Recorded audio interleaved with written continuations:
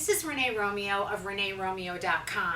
Today's product review is a pet screening, and it's from a company called Phifer. So pet screening is almost a necessity, I think, for people that have cats or dogs that love to actually go after bugs or go after people through screens, tear through, press them out, make them all flopsy-mopsy looking. So we're going to put this to the test and see if this pet screening is a great solution for this problem that a lot of us have. So join me and we'll go through it side by side and do some comparisons, and you can make up your own mind. Use a Phillips head and get these out of the way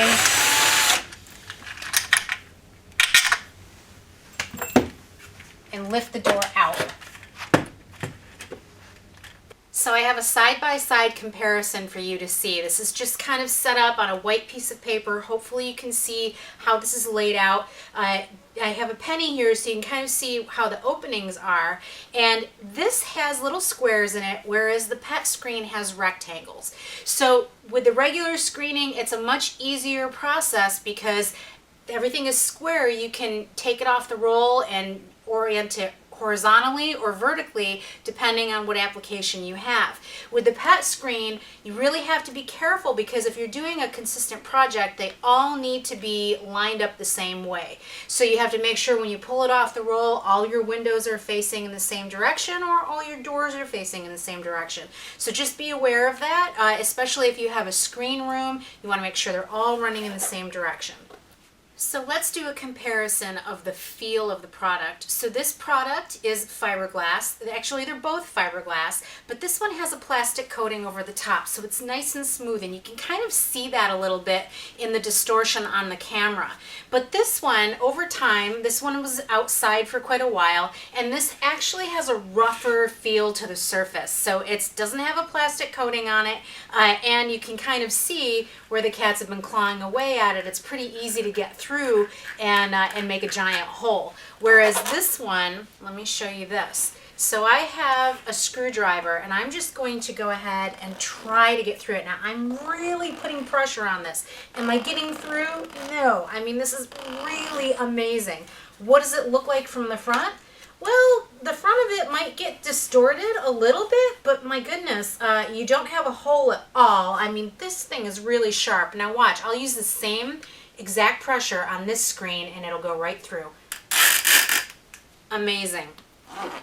Amazing.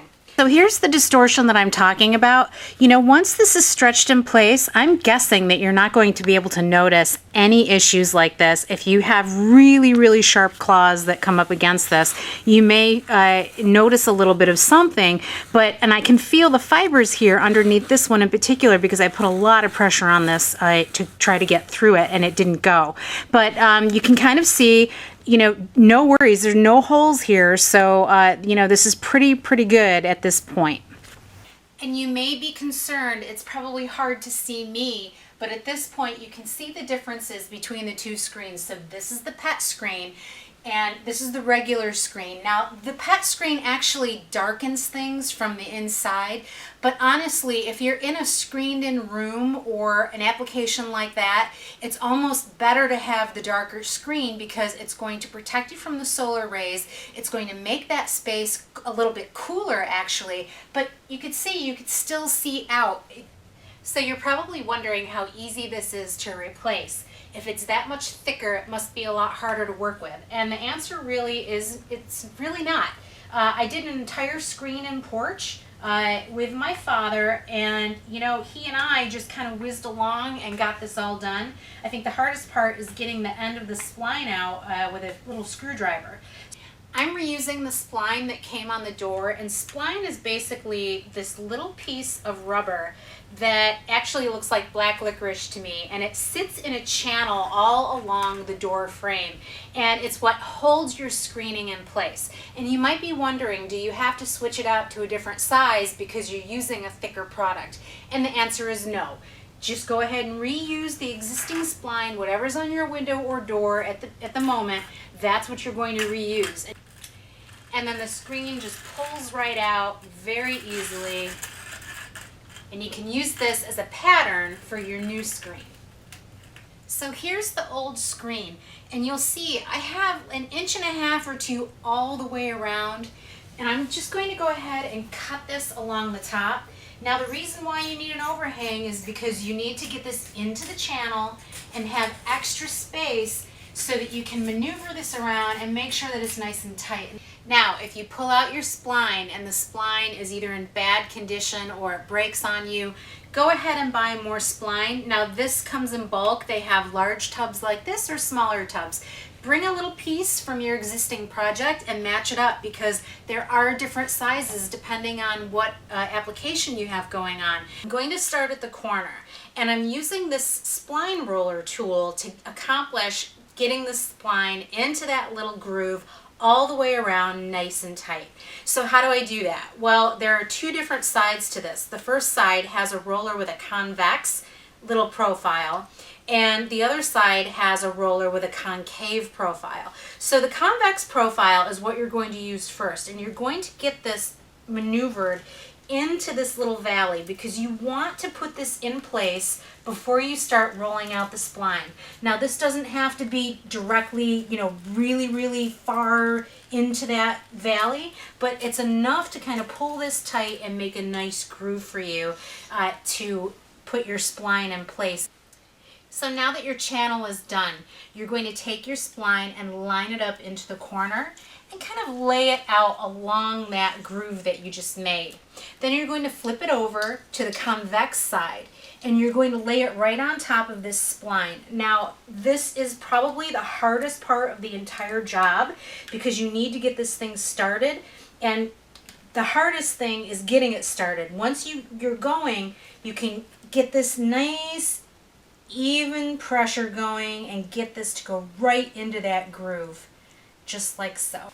Now make sure you run your hand over the top of it. All you want to be feeling is the door frame. You don't want to be feeling any of that spline sticking up. It needs to be in that groove really, really well.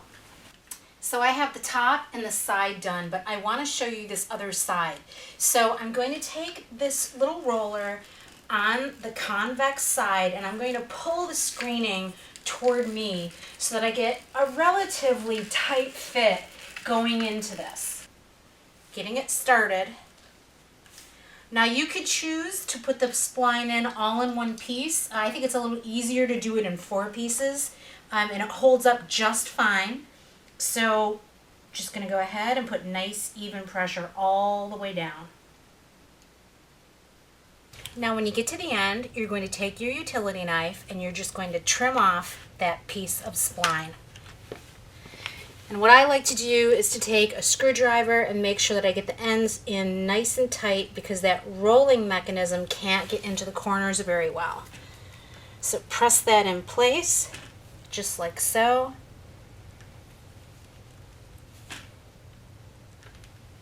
So now that your spline is nice and tight, you're going to go ahead, grab a nice sharp utility blade, and get this blade to just kind of rest right on top of that door frame and slice off any excess screening that you have so you create a nice sharp line along the door edge. And that's how close it is when it's all trimmed.